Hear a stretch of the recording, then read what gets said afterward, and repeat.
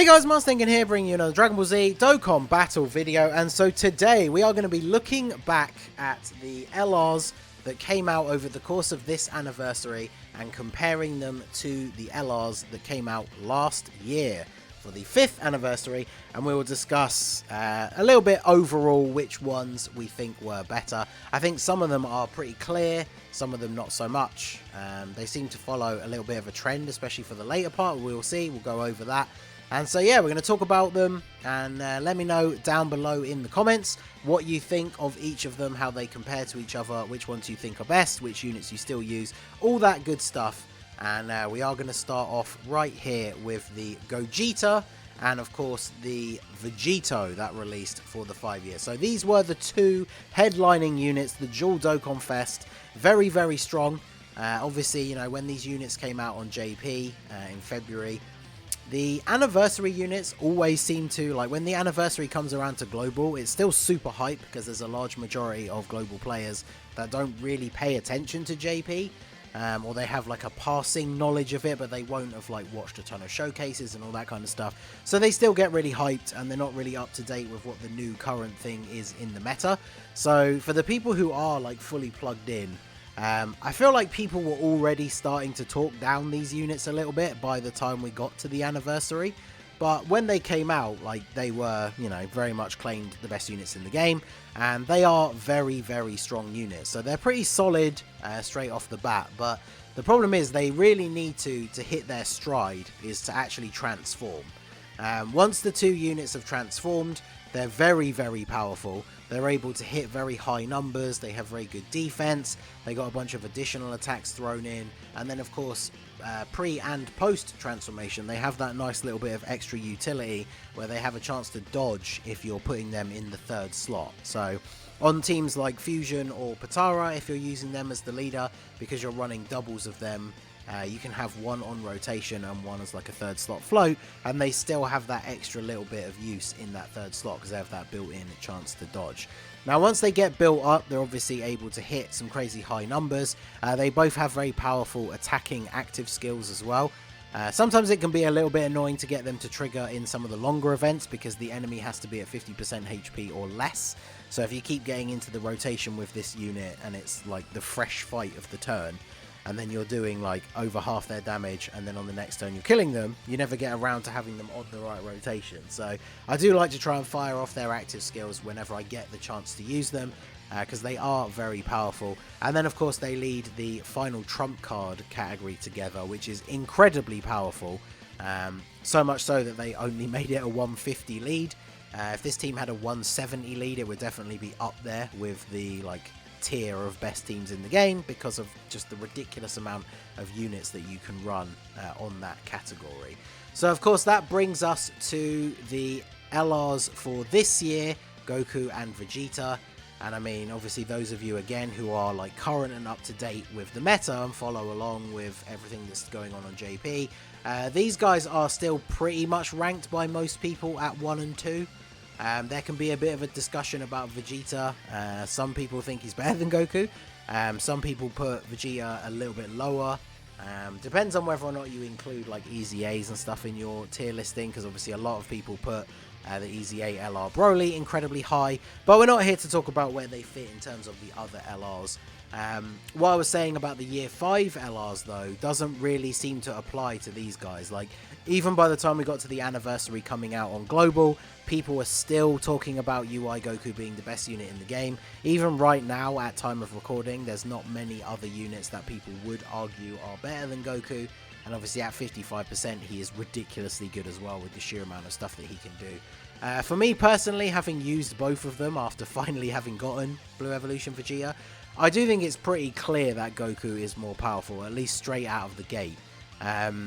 Vegeta obviously has this build-up that can make him very, very strong defensively over time, whereas obviously UI Goku pretty much relies on the 70% chance to dodge. In most events, even if he doesn't dodge though, his defense is still good enough to not take huge amounts of damage, but in the hardest content like the God event, GT Goku event, stuff like that, he can definitely take a bit of a beat down. And the GT Legendary Goku event, because the final boss is tech and disables dodge, if he super attacks that AGL UI Goku, you probably die, depending on your overall team HP. Maybe if you're on full health and your team's got like 600k, you might survive, but he takes an insane amount of damage from him.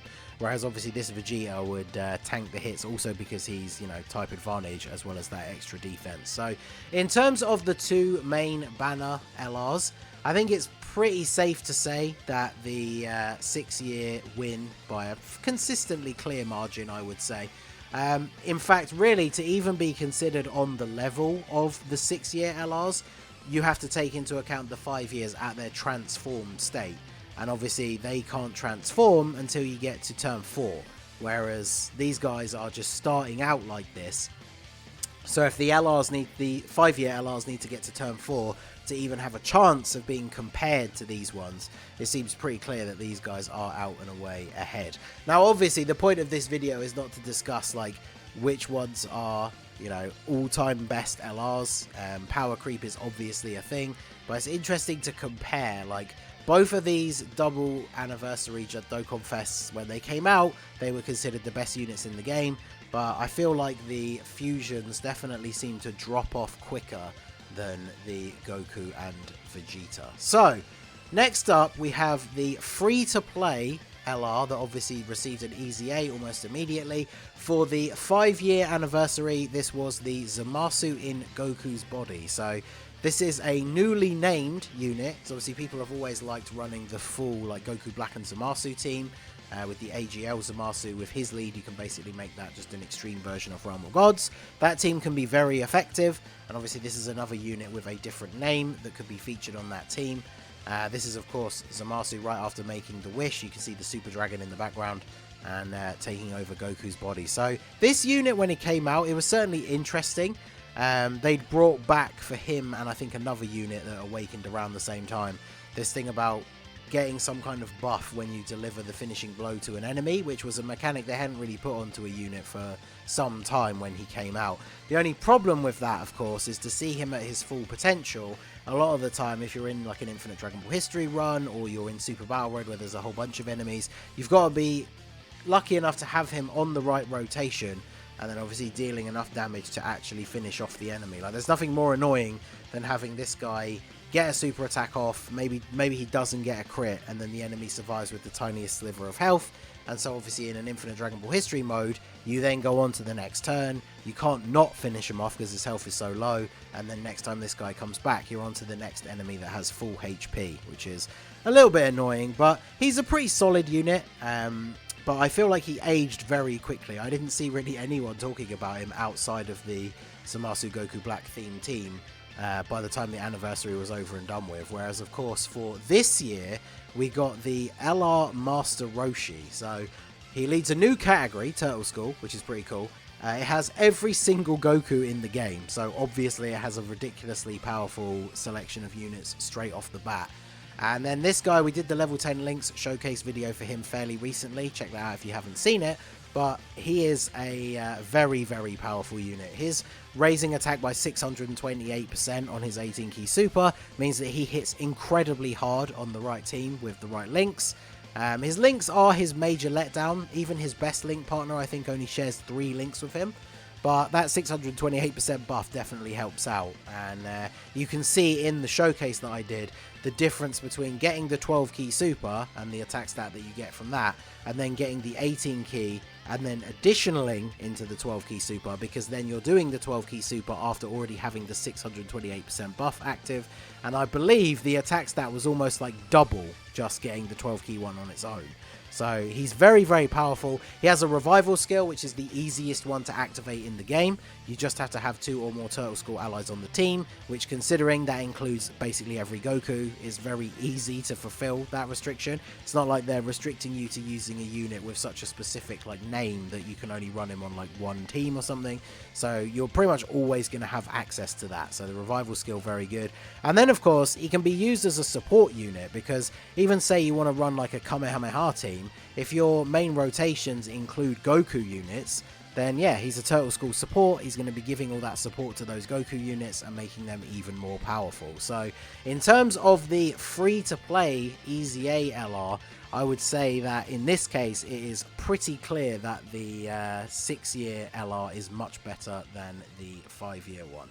So Now we go on to the second part, the top legendary summon unit. So we have Broly, Chilai, and Lemo, and we have the Int Rose Goku Black. So when Int Rose came out, I know Truth did like a big world tour for him. He was pretty much considered the one of the top tier LRs. Truth for a while thought maybe he was better than the Fusions and did the whole, like, you know, taking him into every event in the game. I think his major issue is his defense, but he definitely is a very, very powerful unit. He can hit some very good numbers. I think he's a little bit restricted by the fact that the Future Saga or like Extreme Realm of Gods type build, Future hasn't received any buffs in a long time. It's not a team that gets run a lot. Once the Same Name update comes out, though, he's definitely going to be a bit more useful on some of these teams, especially like Corroded Body and Mind, when Inhuman Deeds finally gets a proper Dokkan Fest leader.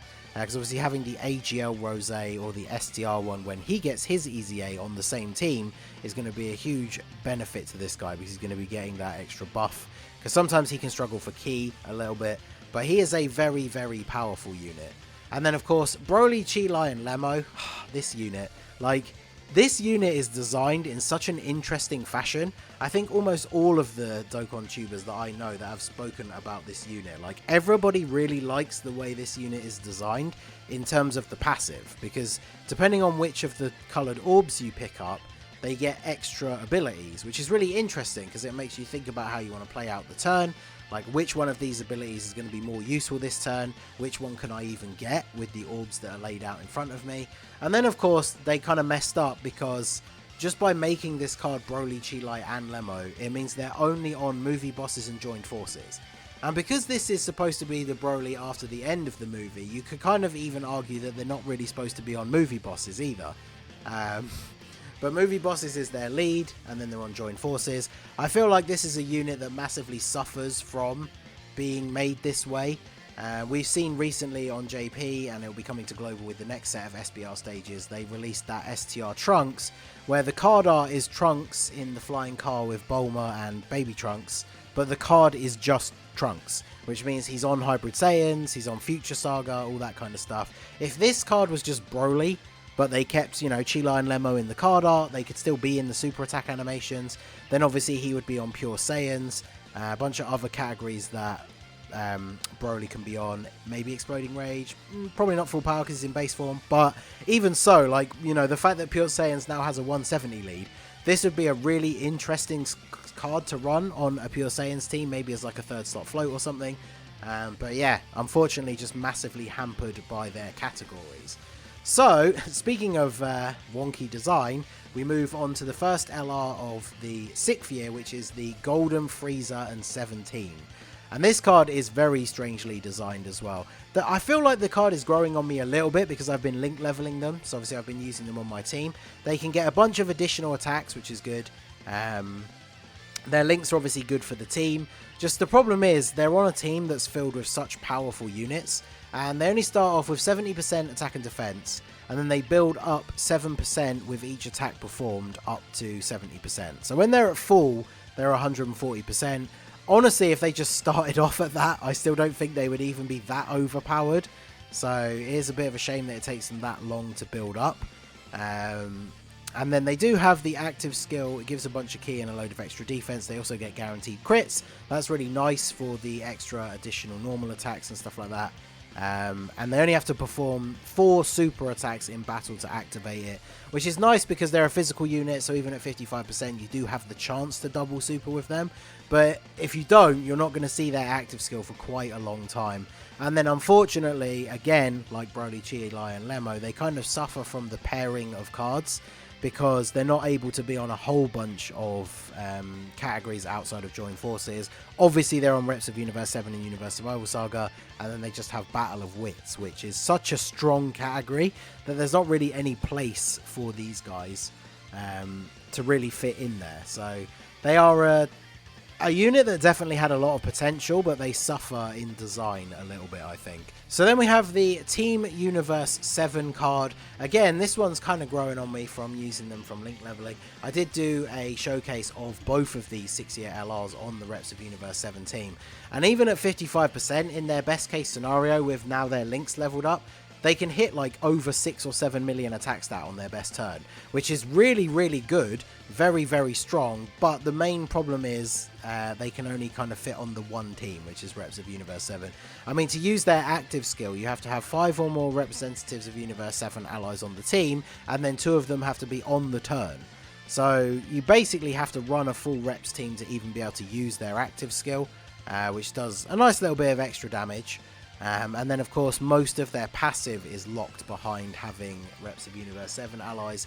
And, of course, if you can get that 22 or more key, that's when you're going to see that big attack stat from them. So that can be a little bit annoying if you're only able to get even like 21 key, which for most LRs is still going to give you a very good attack stat. Just by missing out by 1 and not getting that extra 70%, you definitely see a huge discrepancy in that attack stat. So it's kind of funny because these guys are very much like the Rose, where they're really, really powerful on one specific team.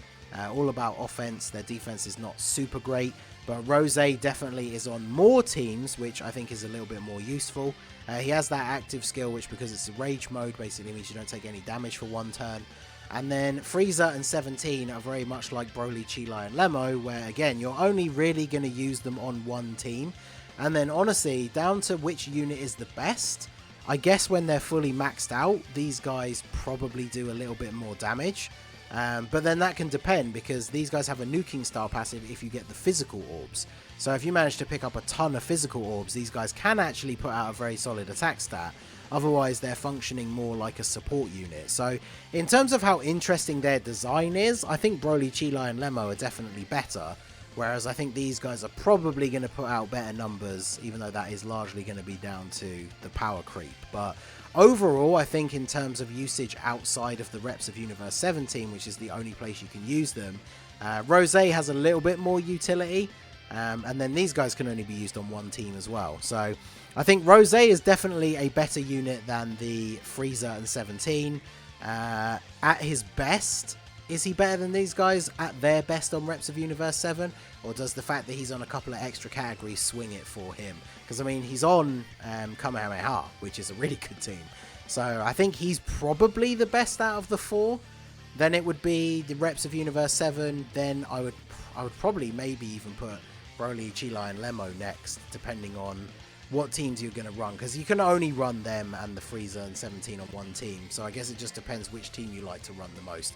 But Reps of Universe 7 has so many more powerful options, you're probably not bringing these guys, and then Movie Bosses has so many powerful options that you may be only bringing these guys as a support unit.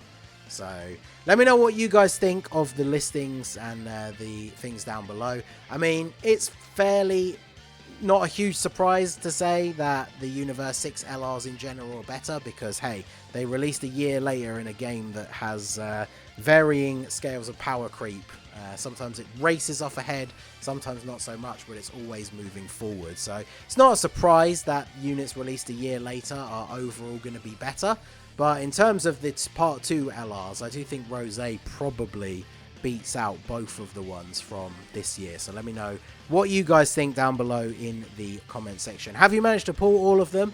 I actually still don't have Int Rose, but I do have all of the other ones. So let me know what you guys think down below in the comment section. So that is going to be it for the video, guys. This has been the Masked Ningen. Smash that like button, subscribe to the channel if you are new. Check out the links down below for the Discord and the merch store, and I will see you all again soon.